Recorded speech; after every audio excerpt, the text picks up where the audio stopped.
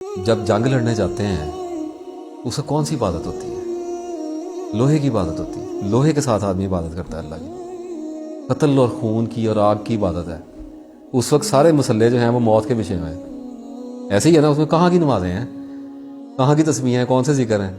ابھی اگر ہمارے ملک پہ انڈیا اٹیک کر دے اور ہمارے گھروں کی ماؤں بہنوں کو خطرہ ہو جائے کہ آ گئی ان کی آرمی, تو آپ میں مسلوں پہ بیٹھیں گے کیا؟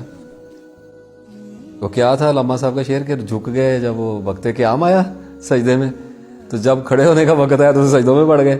تو سچویشن دیکھی جاتی ہے, دیکھا جاتا ہے کہ اللہ کو اگر عبادتیں کرانی ہوتی نا تو پھر اللہ کو ہماری ضرورت نہیں تھی.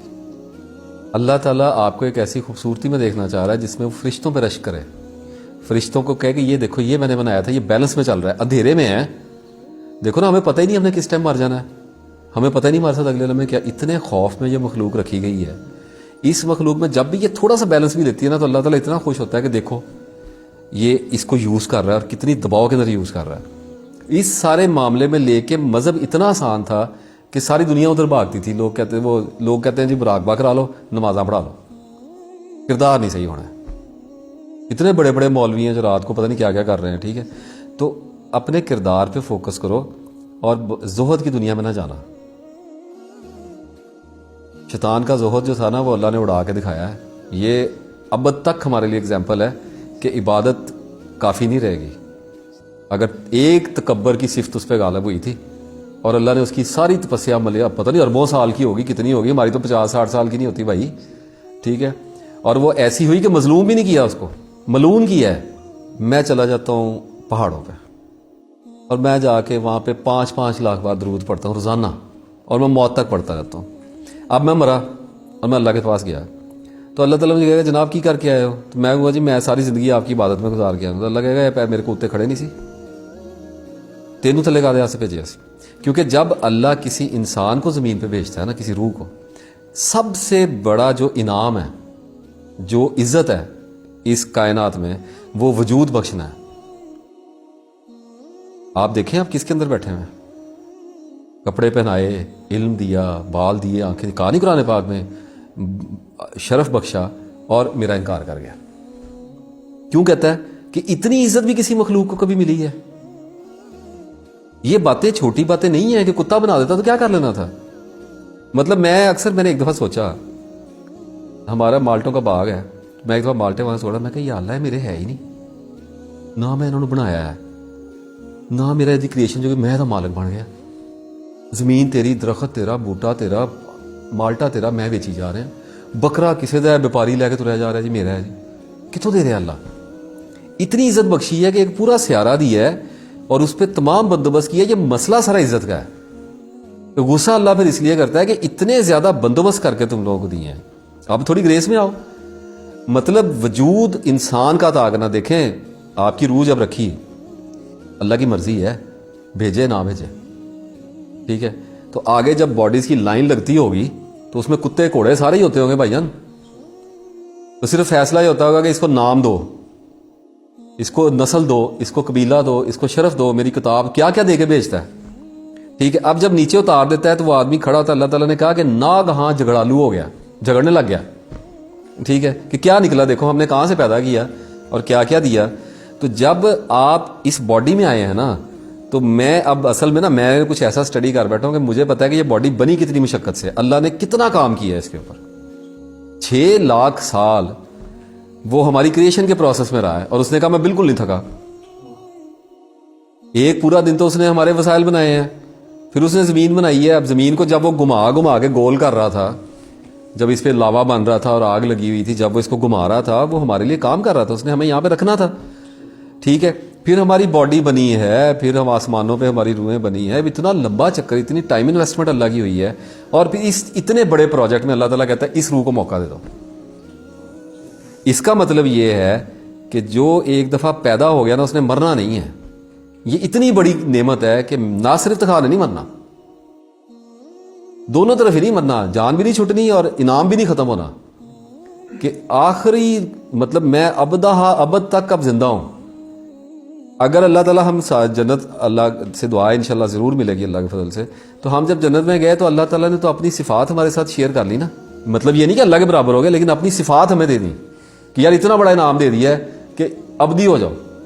تو اس کا مطلب یہ کہ پھر جزا اور سزا بھی اتنی ملنی ہے. تو میرا صرف ایک کنسیپٹ یہاں پہ آتا ہے، میں کہتا ہوں جب آپ اس جسم میں اتر آئے اور پالے گئے، سب سے مشکل بچہ انسان کا ہے. اس کائنات میں سب سے گھوڑے کا بچہ پیدا ہوتے ہی کھڑا ہو جاتا ہے. اتنا ٹائم بھی نہیں دیتا اللہ. ٹھیک ہے، 9 سال ہمیں پالا جاتا ہے بچے کی طرح. کبھی آپ یہ سارے پروسیس جب تک سائنس نہیں پڑھو گے، جب تک بیولوجی نہیں پڑھو گے، فزکس نہیں پڑھو گے، اللہ نہیں سمجھ آنا. اللہ نے ہمیں جن اصولوں پہ پیدا کیا ہے. مجھے پتا ہے کہ جب بچہ کہتے ہیں نا پہچاننے لگ گیا، کیسے پہچانتا ہے؟ اسے پہلے نظر ہی نہیں آ رہا تھا بھائی جان، اس کی آنکھیں دھندلی ہوتی ہیں. پہچانے وہ کیسے؟ وہ اس کو پیدا کرو، وہ 5ویں 6 دن پہچاننا شروع کر، لیکن وہ 4-5 مہینے کا ہوتا ہے، پھر اس کی آنکھیں میں دھند چھٹتی ہے، اسے شکلیں یاد ہونی شروع ہوتی ہیں، کہتے ہیں پہچاننے لگ پہ. نہیں، اس کی آنکھیں دھندلی. اچھا، پھر وہ ایسے کیوں چلتا ہے؟ اس لیے چلتا ہے کہ اس کو اگر وہ سیدھے ہی اللہ کھڑا کر دے، وہ گرے تو اس کی یہ رب کے یہ جو سینے کی پسلیاں ٹوٹ جائیں گی، یہ نازک بہت ہیں. تو پہلے اللہ اس کو 6 مہینے ایسے چلاتا ہے تاکہ اس کی پسلیاں بڑی ہو جائیں، پھر اس کو کھڑا کرتا ہے. پھر ہر بچے کو چوٹیں لگتی ہیں. یہ چوٹیں جب تک نہیں لگیں گی بچہ بڑا نہیں ہوگا. ان کو گروئنگ پین کہتے ہیں سائنس میں. اگر آپ اس سارے پروسیس کو انڈرسٹینڈ کرتے ہو کہ یار یہ کیسے چیزیں ہو رہی ہیں، تو آپ کو نظر آتا ہے کہ اتنی محنت ہمارے اوپر کی جاتی ہے صرف اس لیے کی جاتی ہے کہ بچے دیے جاتے ہیں، پیسہ دیا جاتا ہے، علم دیا جاتا ہے تاکہ 40 سال کی عمر تک پہنچایا جائے اور کنفیوز کر کے ایک طوفان کے اندر کھڑا کر دیا کہ ہون 10 آ گیا تیرا ٹیسٹ. یہ ساری گیم 40 سال تک کی ہوتی ہے. کچھ لوگ تو خیر 25-30 میں بھی میچور ہوتے ہیں، یہ اللہ کی مرضی ہے. لیکن عام طور پہ میں یہ تسلی نہ رکھ کے بیٹھ جانا، جس کے پاس جتنا علم جلدی آ گیا اس کا ٹیسٹ اتنا ہو گیا. تو اللہ تعالیٰ کہتا ہے کہ ہون 10 تیرے میں کنفیوز کرتا ہے، میں چھپ گیا تیرے سے، تجھے آ گئے معاملات، ملحد آ گئے تیرے پاس، کنجر خانہ آ گیا، پیسہ آ گیا، چیزیں آ گئی، گڑبڑا دیا تجھے، اب بتا کے کرنا. یہ اس کا ٹیسٹ ہے. اتنا سا آگے کیا 20 سال 25 سال 30 سال لگنے آگے، اس میں ہم نے مر جانا ہے. تو اگر آپ اس کو انڈرسٹینڈ کر، مشکل بڑا ہے، یہ نہیں میں کہہ رہا، مشکل بہت ہے، لیکن صرف ایک نشانی یہ ہے کہ کیا میں ہر وقت اپنے آپ کو ٹھیک کرنے کی کوشش میں لگاؤں اور پھر میں ساری زندگی فیل رہ جاؤں. دنیا کے آخری گناہ گار بندے سے بھی میں نیچے والی پستی میں داخل ہو جاؤں. اللہ یہ نہیں دیکھتا، کیونکہ آپ سے نے فرما دیا ہے کہ تم نے اللہ کی رحمت سے بخشے جانا. اور خود میں نے بھی، جب ہمارے پروفٹ نے بھی اللہ کی، اس کا مطلب امال سے نہیں، لیکن امال کر رہے ہیں نا.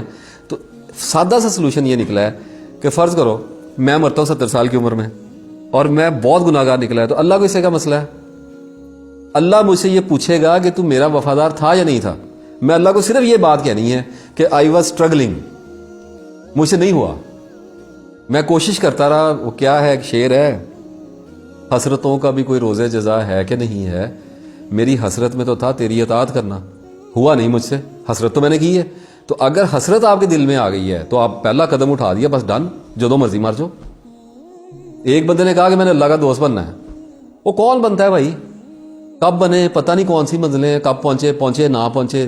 بندے نے کہہ دیا میں نے اللہ کا دوست بننا ہے، یا اللہ میں نے اپنے آپ کو ٹھیک کرنا، اگلے لمحے مر گیا، ڈن ہوگی بات، ختم، ٹیسٹ پورا پاس ہو گیا.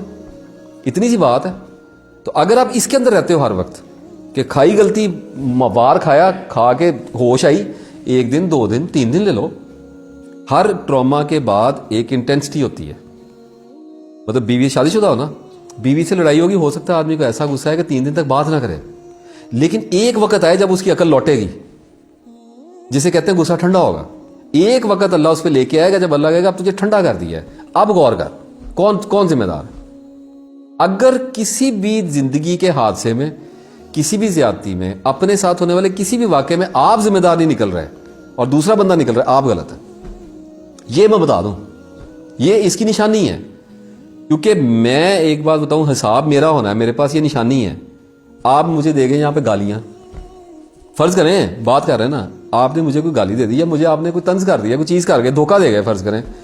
اب میں بعد میں آپ کے جانے کے بعد سوچوں یار کہ میں تو اس کے ساتھ کوئی زیادتی نہیں کی، اس نے میرے ساتھ کیوں کر دی.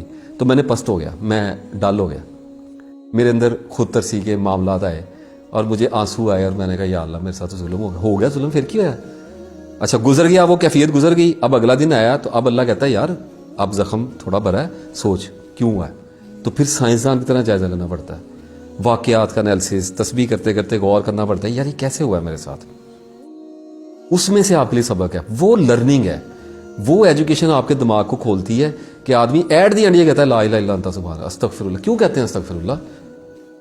ہے نہیں کہی استغفر اللہ, پتہ ہے نہیں کہا استغفر اللہ. اگر میں ہر واقعے کے بعد خود گناہ گار نہیں نکل رہا تو استغفر اللہ کس بات کی ہے بھائی؟ کوئی ایسا کلمہ ہونا چاہیے تھا کہ اللہ تعالیٰ مجھے کہتا کہ یا اللہ اے میری جزا, اے بندہ میں نہ کر گیا. ظلم دنیا میں بہت ہے, ظلم سے انکار نہیں ہے. غزہ میں کیا ہو گیا ہمارے سامنے ہی ہو گیا, ٹھیک ہے, ظلم دنیا میں بہت ہے, لیکن بھائی میں نے نہیں کیا. میں صرف یہ کر سکتا ہوں کہ 2 نفل نماز پڑھوں, رو لوں تھوڑا سا, ان کے لیے دعا کر لوں جتنا کوئی کر سکے. کوئی جا سکتا ہے کسی کے بیوی بچے نہیں, جا کے لڑ لے. ہر بندے نے اپنے اپنے چیز کا جواب دینا نا. اچھا اب کل کو میرے ساتھ ہوتا ہے, ٹھیک ہے, تو پھر میں برداشت کروں. اللہ کی دنیا میں آئے ہیں تو جب اللہ کے محبوب نے اتنی تکلیفیں اٹھائی ہیں, جب اہل بیت نے اٹھا لی ہیں, جب انبیاء کو آروں کے ساتھ چیرا گیا ہے, جب کون سا نبی ایسا اس دنیا میں گزرا ہے جس کو یہ نہیں کہا گیا کہ تو پاگل ہے؟ نعوذ باللہ. کون سا نبی ایسا ہے؟ یہ بات ہم مذہبی طور پہ تو مان لیتے ہیں. میں نے جب طائف کو پڑھا نا, پڑھا تو شروع سے ہی ہوتا ہے, جب ذرا غور سے پڑھا, جب اس کی ہولناکی دیکھی, تو میں نے اپنی بیوی کو, مجھے یاد, میں نے ایک دفعہ ایک بات کہی, میں کیا مجھے یہ نہیں سمجھ آتی کہ اگر زندگی میں کسی بھی انسان کے ساتھ آپ سے کے علاوہ طائف ہو تو وہ بچ کیسے جائے گا یہاں سے؟ دیکھیں کتنے بھی آپ ملنگ ہو جائیں, سیلف رسپیکٹ کے ساتھ ہی جیا جاتا ہے. میں کپڑے پہن کے بیٹھا ہوں, آپ میرے منہ پہ تھپڑ ماریں, مجھے ایک دفعہ دماغ میرا ہلے گا, ٹھیک ہے. آپ کو 2 جہانوں کا سردار کر دیا گیا ہے صلی اللہ علیہ وسلم. اتنی بڑی آپ کو آنر بخش دی گئی ہے جو کسی انسان کو اللہ نے دی نہیں ہے نا, پہلے کبھی سوچی بھی نہیں گئی تھی. اور آپ گئے ہیں اور آپ کے پیچھے بستی کے لونڈے اور لچے لگ گئے ہیں, اور وہ آپ کو پاگل کہہ کے, میں نے سوچا کہ چلو اپنے شہر کو نہیں کنسیڈر کرتا, میں تو کچھ بھی نہیں ہوں نا, میں ایک فلسفہ لے کے یہی والا خود سے خدا تک کا, میں چلا جاتا ہوں کاڑے, اور میں لوگوں کو جا کے ان کے 2-4 MNAs کو کہتا ہوں کہ یار رشوت چھاڑ دو, فلاں چھاڑ دو. وہ تھوڑی دیر کہیں گے اچھا ٹھیک ہے, میں کہوں نہیں چھوڑو, جیسے بھی ہے. تو میں کہوں تسی کافر ہو رہے ہو فار ایگزامپل, وہ مجھے اٹھ کے مارے تھپڑ, اور میں گلی میں بھاگوں اور میرے پیچھے لگ جائیں لوگ, اور وہ مارے مجھے پتھر اور میری جوتیاں بھرے نعوذ باللہ خون سے, میری کیا حالت ہوگی؟ جبکہ مجھے پتا ہو کہ میں حق میں ہوں. یہ نہیں کہ 2 جہان, ان کو یہ پتا تھا کہ میں 2 جہانوں کا سردار بھی ہو گیا ہوں, مجھے سراج منیرہ کہہ دیا گیا. وہ تو ان کی تو بات ہی اور ہے نا. ہمارے جیسے لوگ جو چھوٹے چھوٹے نالج لے کے اپنے آپ میں سیلف رسپیکٹ کے بت بنا کے پھر رہے ہیں, اگر ہمیں کوئی تھپڑ مارے پاگل کہہ کے, ہم کیسے بچیں گے اس ٹرامے سے؟ اتنا آپ سے نے فرمایا تمہیں سے ہر ایک کی ایک بلا ہوتی ہے, اور سب سے بڑی بلا میری بلا ہے. اور پھر یہ بھی فرمایا حدیث ہے کہ انبیاء کی مصیبت سب سے بڑی مصیبت ہوتی ہے. تو میں نے یہ کہا کہ کون سا نبی ایسا ہے جس کو یہ نہیں کہا گیا کہ تو پاگل ہے, تو مجنوں ہے. یہ ورڈ ہے قرآن پاک, تھوڑے سے ذرا نرم کر کے لکھے ہوئے, یا یہ کہا گیا کہ تجھ پہ تو بڑی امیدیں تھی, تو آخر کا تجھے اسیب ہو گیا. اچھا اگر یہ یہاں سے بچا نبی, تو سب سے بڑی تہمت پتہ کیا لگائے گی؟ اچھا اب تجھ پہ تیری بات مانے تو اس کا مطلب ہے کہ تیرے پہ ایمان لے ہیں. اچھا تیرے پہ ایمان لیں تو اس کا مطلب اگلے دن ہماری اسمبلی, ہمارے رول سب ختم, ہم نے الٹے سیدھے قانون بنائے سب ختم. اگلے دن سے تیری تو ہمارا بادشاہ بننا چاہتا ہے. اچھا تیری یہ سازش ہے, تو فراڈ ہے. تیرے تو یہ سارے خدائی فلسفے کے پیچھے تیری ذات ہے, تو بادشاہ ہی چاہتا ہے, تو پولیٹیکل آدمی ہے, تو ایجنڈا لے کے آ رہے ہیں. تو نبی سے زیادہ کون محترم ہو سکتا ہے؟ ٹھیک ہے. تو جب وہ اتنے بڑے غم کھا گئے ہیں اور زندگی میں بالکل درست دماغ کے ساتھ اللہ کے پاس چلے گئے ہیں, تو ہم ان کے امتی ہیں اور ہم ان کی سنتوں پہ چلتے ہیں, تو ہم ڈپریشن سے کیوں ڈریں گے بھائی؟ ہمارے ڈپریشن ان کے مقابلے میں ہے کیا ہے؟ 2-4-10 لوگوں کی مخالفت, تھوڑی بہت کوئی غم آ گئے, ٹھیک ہے, ماں باپ فوت, چھوٹے چھوٹے پورشن ہیں.